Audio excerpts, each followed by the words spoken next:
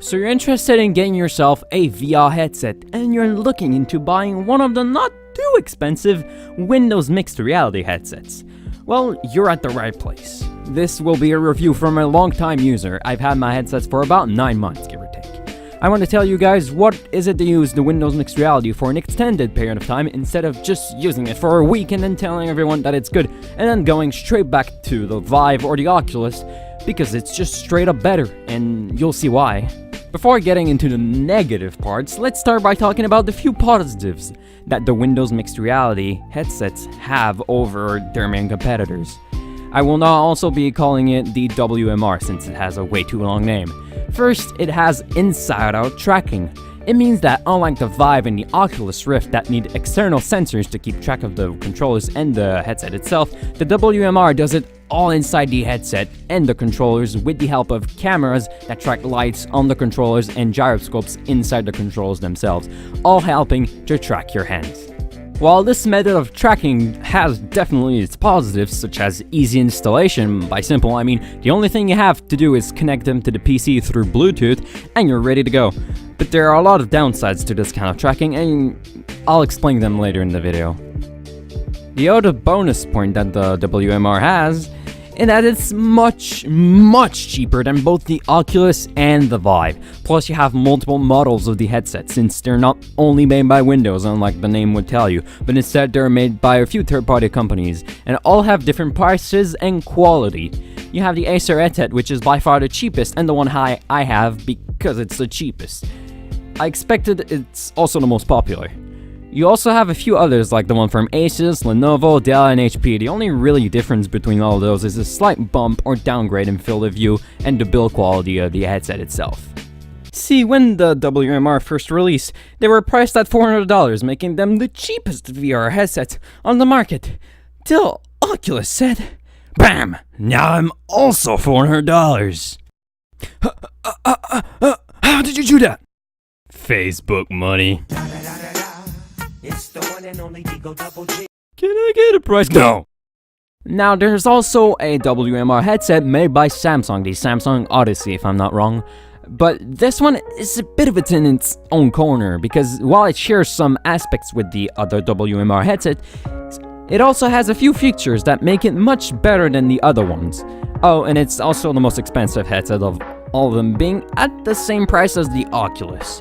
Some of the negative points of the other headsets won't apply to this one in particular, and I will be sure to point it out if need be. So if you don't like those bad points, you can still take the Samsung Odyssey and get a pretty good experience. Now that we're done explaining the few good points, let's get into the negatives of the headset. First, these headsets, well, at least the one I have in particular, is very cheaply made. The headset is made out of plastic. Well, I mean, all headsets are made out of plastic, but this one in particular is made out of, like, the cheap plastic. You know, the one that cracks non-stop? Yeah, you know the one I'm talking about. And it cracks all the time. I mean, not all the time, but as soon as you make some fast movements, you hear it crack, or when you pick it up, you hear it, like, am I gonna break it or not? Like, it's just such nasty noises, like, just,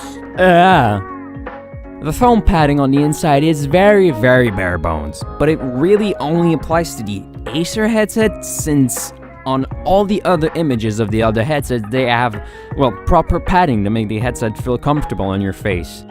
The Acer headset only has a thin line of foam that can easily be ripped out, and it's just kinda hangs around the nose area. If you have a big nose, the headset might rest on it and make it feel extremely uncomfortable. For me, I have a really small nose, so the headset mostly just rests on my face. Another point to make about the build quality is that at the back of the headset, you have a dial to tighten the headset to fit your head.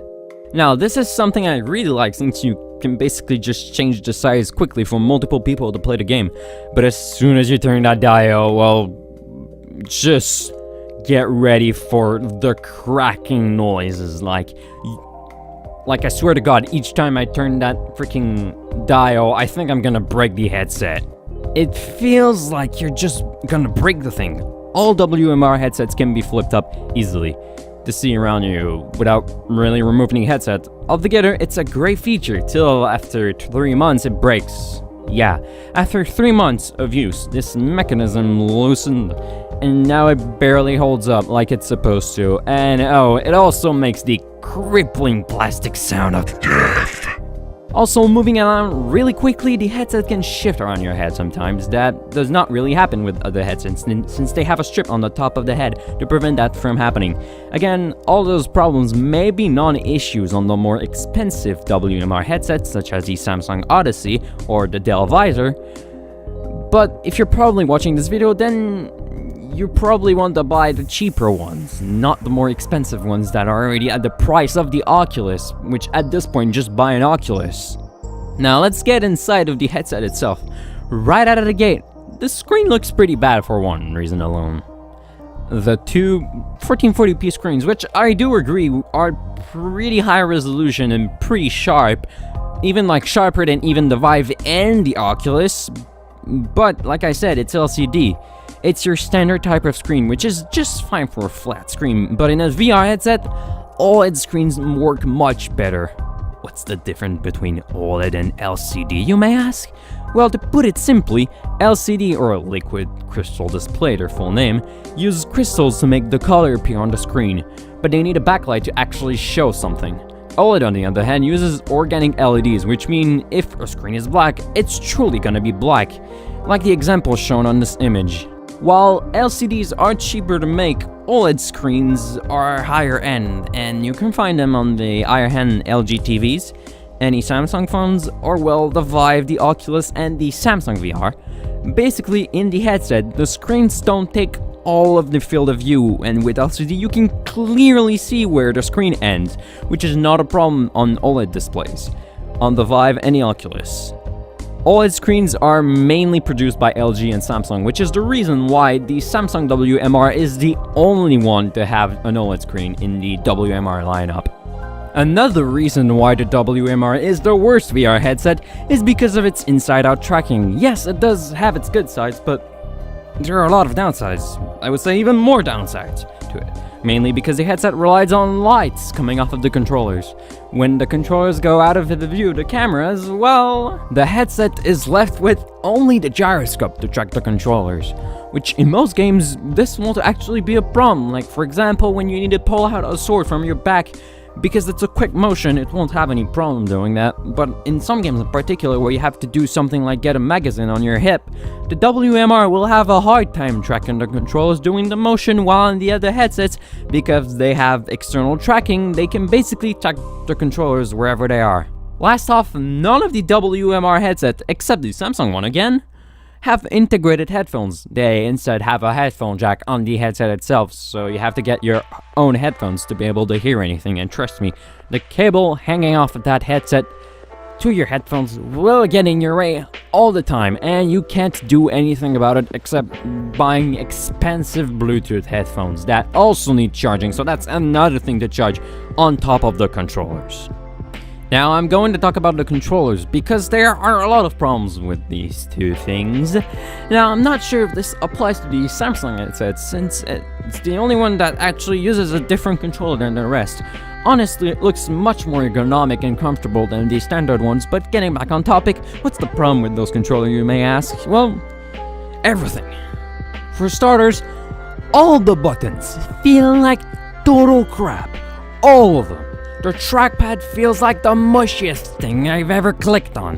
The thumbsticks don't even have rubber on them, and one of the thumbsticks on my controller is starting having dead zone issues after only 4 months of usage.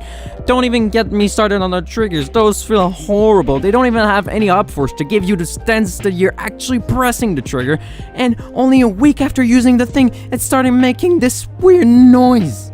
Moreover, the controllers use 4 AA batteries, which may not sound too bad at first, but trust me, when the controllers don't really have a lot of use time on a single battery, maybe 4 to 6 hours of battery life at most, and the cost of buying more batteries really adds up after a bit.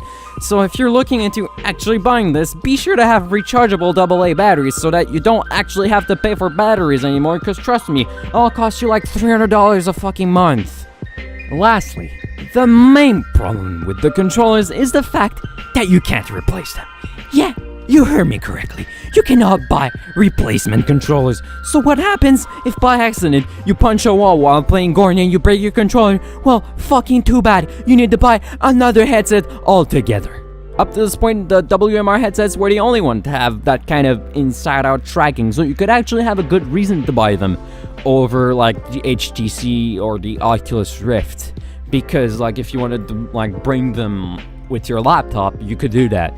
But now both HTC and Oculus are coming up with headsets that have the same kind of inside-out tracking.